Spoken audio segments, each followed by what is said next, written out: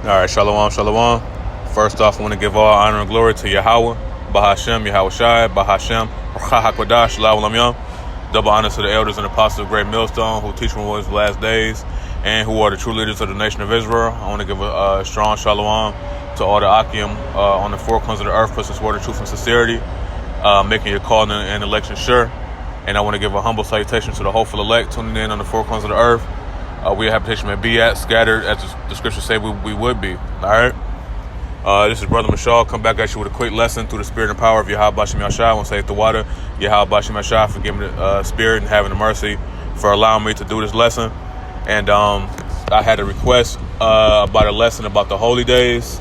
And I just want to clarify some things up about the holy days. All right? The holy days are important. All right, because they're these holy days are perpetual. All right, the scriptures say they're perpetual. We're supposed to be celebrating them throughout our generations. You know, from year to year, whatever. You know, the scriptures describe it as different ways, but it still say the same thing, that we're always supposed to keep these holy days. All right, so we've been tricked into thinking, all right, well, now we celebrate Easter every year and Christmas and all this other stuff when that's not even scriptural. All right, so these things are important. That's why we have to read and study to see what Yahweh Bashem Yashai expects from us. So we're going to start in Colossians 2 and verse 16. It says, "Let no man therefore judge you in meat or in drink or in respect of an holy day or of the new moon or of the Sabbath days." Verse 17, which are a shadow of things to come, but the body is of Hamashiach, Yahweh Shai. All right, so we don't judge man because well, for example, like the weekly Sabbath. All right, some people, they keep it Friday night sundown to Saturday night sundown, even though it's going off scripturally. We can't judge that man, you know what I'm saying? Because at least they're doing it by their faith. All right, I'm gonna say that. All right, so we don't respect. We're not supposed to judge people off of when they keep the holy days. Some people keep the Passover in March. Some keep it in April. Some may keep it in July. I mean, who knows? You know what I'm saying? But all this is about faith. We're gonna, once we make it, Most High willing, I'm part of that number. But once we make it to the second wilderness, Yahweh Shai is going to let us know all these things. All right. So we're not supposed to judge a man in meat if he eats meat or if he's a vegetarian. You know what I'm saying? Or in drink or in respect of a holy day or a new moon. You have some camps out here that they celebrate the new moon as the full moon. All right. So we don't that's according to their faith. All right, so everything is about doing these things in faith and in truth and sincerity. All right, or on the Sabbath days. It's lucky for the noise. I'm in a rest area, so it's a lot of traffic. But so we're gonna get into some of the holy days. All right.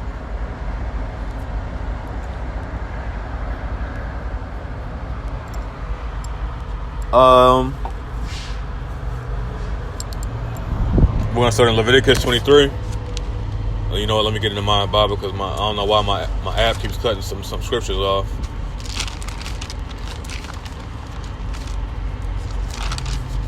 All right, Leviticus 23. And we're going to start at verse 2. It says, "Speak unto the children of Yasharallah." You see, these holy days are only for Israelites, and back in the day when Israel had handmaids or whatever, they were to celebrate the Passover also. All right, so this is to the children. So Moses, Yahweh Bashem Yashai through Moses is speaking to the children of Israel. All right, not everybody. All right.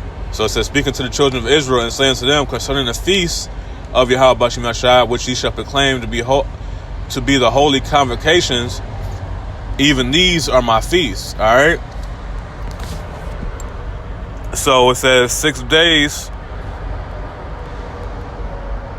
It says 6 days shall work be done, but the seventh is a Sabbath of rest and holy convocation. You shall do no work therein. It is a Sabbath of your Lord Yahweh Bashim Ashai in all your dwellings. Okay, so the weekly Shabbat is a holy day. All right, it's designed for us to keep perpetually, not just year to year, but this Shabbat is week to week, depending on when the new moon falls. It's not, this is by faith. All right. So let's go to verse 4, right? It says, these are the feasts of Yahweh Bashim Ashai, even holy convocations, which you shall proclaim in their seasons. So these are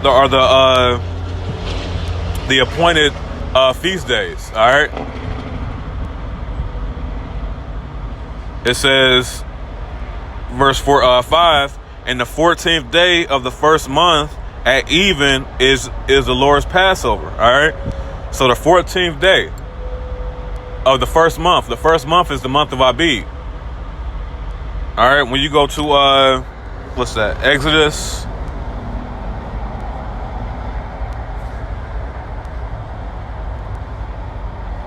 Uh, 12.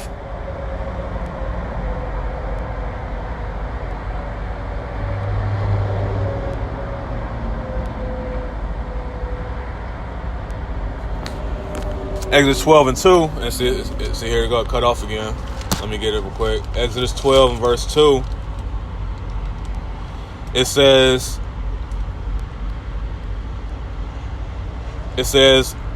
this month shall be unto you the beginning of months. It shall be the first month of the year to you. All right. So the first month, the month of Abib, is the first year for us. The first month for us. All right. It says,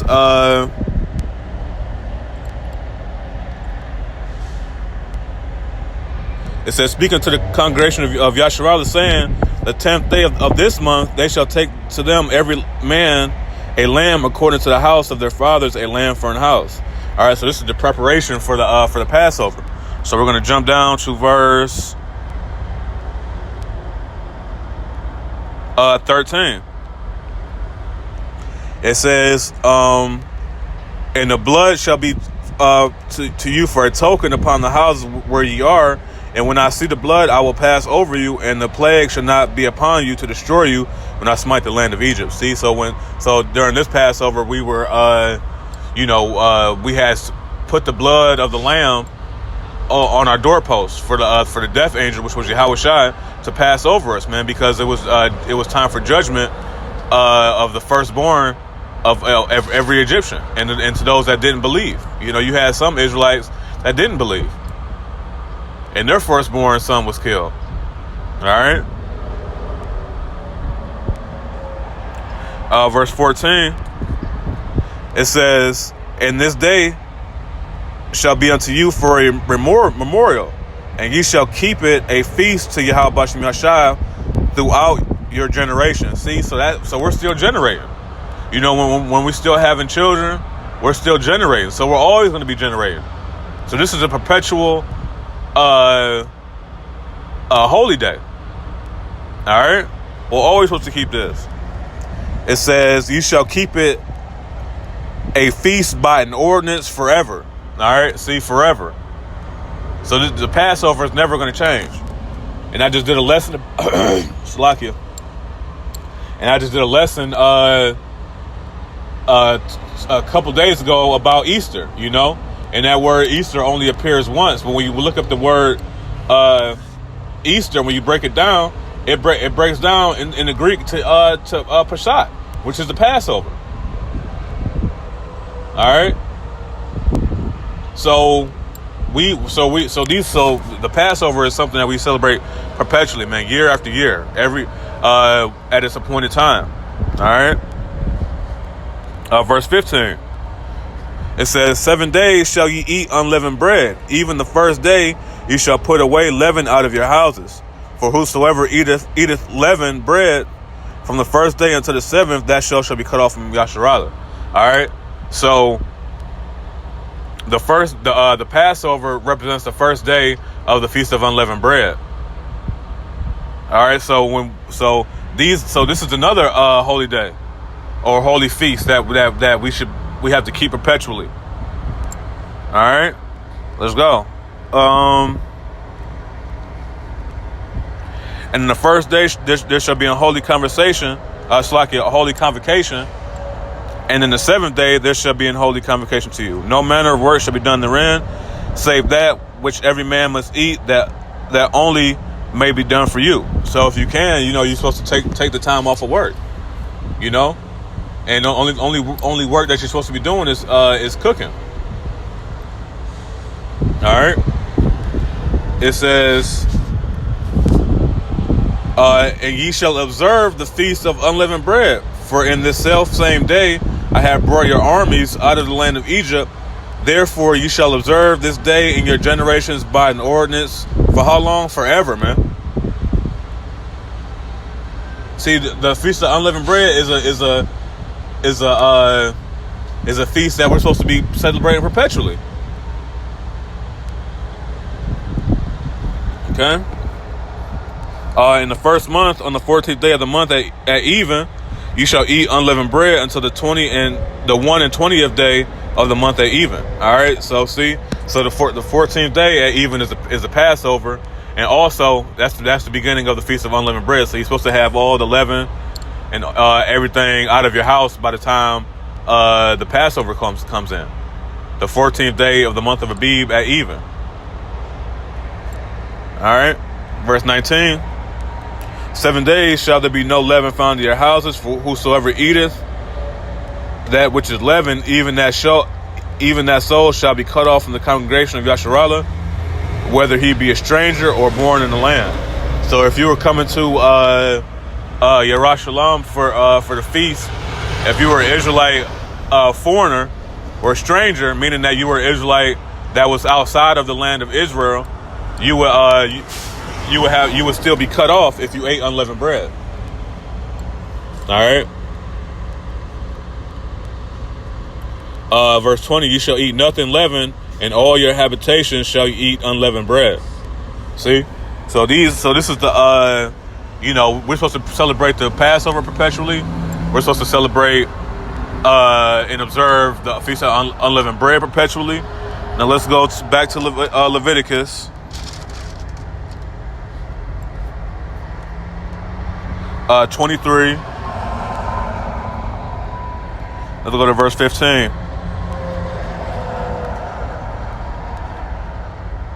It says, and ye shall count unto you from the morrow after the Sabbath, from the day that ye brought the sheaf of the wave offering, 7 Sabbaths shall be complete. All right.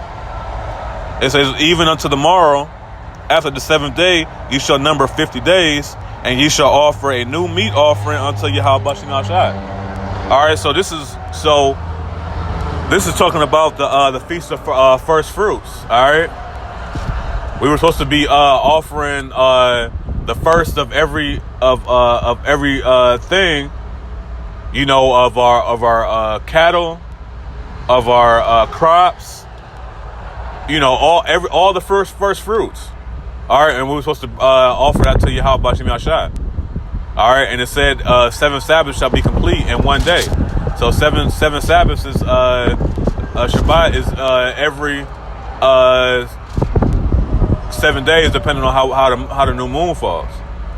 Okay, so it would be 50 complete days from the last day of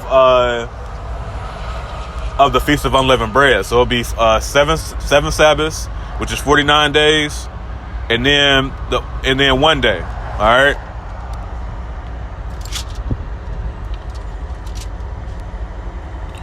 Verse 17. It says, "Ye shall bring out of your habitations 2 wave loaves of 2 tenths deals. They shall be of fine flour. They shall be baking with leaven.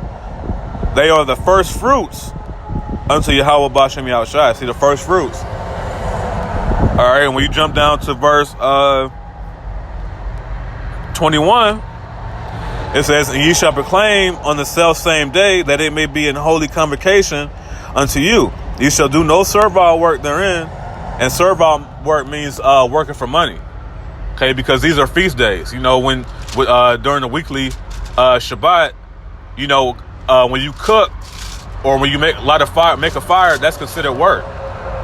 Okay, so during these feasts, you're allowed to work, meaning cook and stuff like that, but you're not allowed to do any servile work, meaning do any work for money. All right. It says, you shall not do any servile work therein. It shall be a statute forever in all your dwellings throughout your generations. See, so the feast of first fruits is supposed to be celebrated perpetually, man.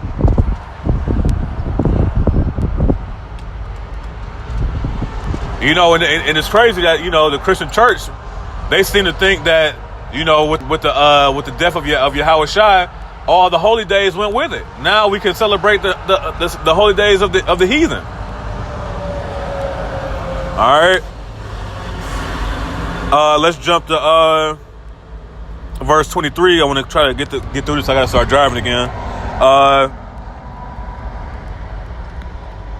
And the Lord said unto Moses, saying, speaking to the children of Yasharallah, in the 7th month, in the first day of the month, ye shall have a Sabbath, a memorial of blowing of trumpets, and holy convocation.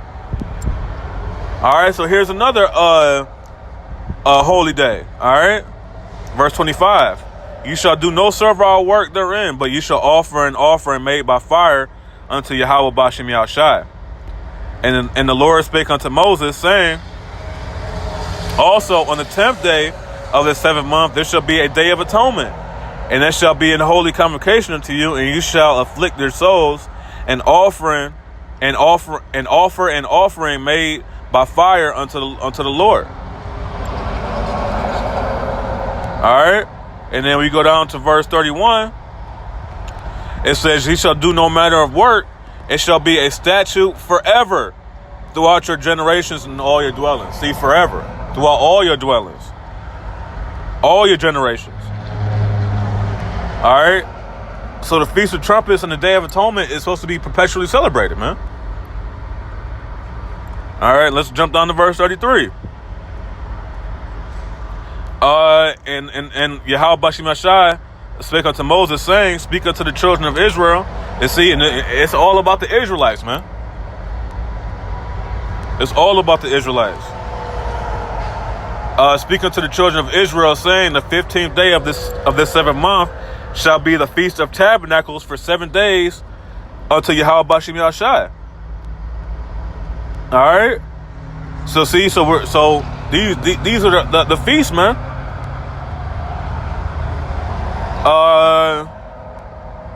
Verse 41. It says, "Ye shall keep it a feast unto the Lord Yahweh Bashem Yashai 7 days in the year, and it shall be a statute forever in your generations, and you shall celebrate it in the 7th month."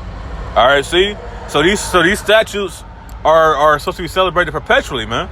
So where did they go? How come in the church we don't hear about these things, man? You know, we hear about Easter. You know, every year on December 25th, the pastor has a big Christmas tree, man, decorated with silver and gold.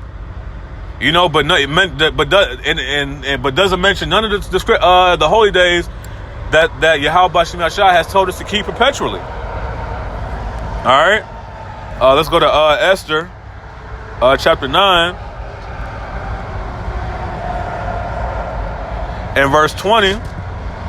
Okay, it says, "And Mordecai wrote these things and sent letters unto all the Jews that were in all the provinces of the king Ahasuerus, both nigh and far, to establish this among them, that they should keep the 14th day of the month of Adar and the 15th day of the same yearly. As the days wherein the Jews rested from their enemies, in the month which was turned unto them from sorrow to joy, and from mourning into a good day, that they should make them days of feasting and joy, and of sending portions one to another and gifts to the poor. All right. So when you read Esther, you know what I'm saying? That's a beautiful account, you know, about the perseverance of the nation of Israel, you know, especially Mordecai and you know, the so-called queen Esther, you know. But you know, just read Esther, you know what I'm saying, and you'll get the history on it. But I'm gonna kind of paraphrase it. But you know, it was a decree, you know, sent out that all the Jews should be killed. All right.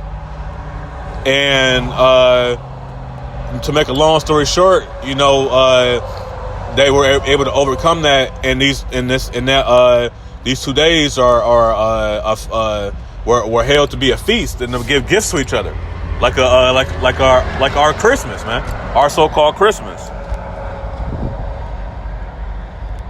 All right, let's go to verse 27. It says the Jews ordained and took upon them and upon their seed and upon all that such join themselves unto them, so as they should not fail, that they would keep these 2 days according to the writing and according to the appointed time every year. And that these days should be remembered and kept throughout every generation, every family, every province, and every city, and that these days of Purim should not fail among the Jews, nor the memorial of them perish from their seed, man, perpetually, from generation to generation. All right, these are some of the holy days that we're required to keep. All right, let's go to John 10:22. It says, and it was at Yerushalayim, the feast of dedication, and it was winter, and Yahushua walked in the temple of Solomon's porch. All right, see, so Yahushua kept the feast of dedication. But where do you find the feast of dedication at? You don't find it in the scriptures. Well, in the scriptures that in the Bible, that's in your good old neighborhood friendly church. All right, you find it in the Apocrypha. So let's go to First Maccabees 4. And I'm not going to read the account because I gotta get driving. But if you read the First Maccabees chapter 3 and verse 4, you'll get the understanding of the Feast of Dedication. So I'm just going to get this real quick. It says, First Maccabees 4:56. It says, and so they kept the dedication of the altar 8 days and burnt offerings with gladness and the sacrifice of deliverance and praise, because the Israelites were able to defeat an army greater than them by the spirit and power of Yahweh B'Shem Yahshua. All right, through Judas Maccabees. All right, and verse 59.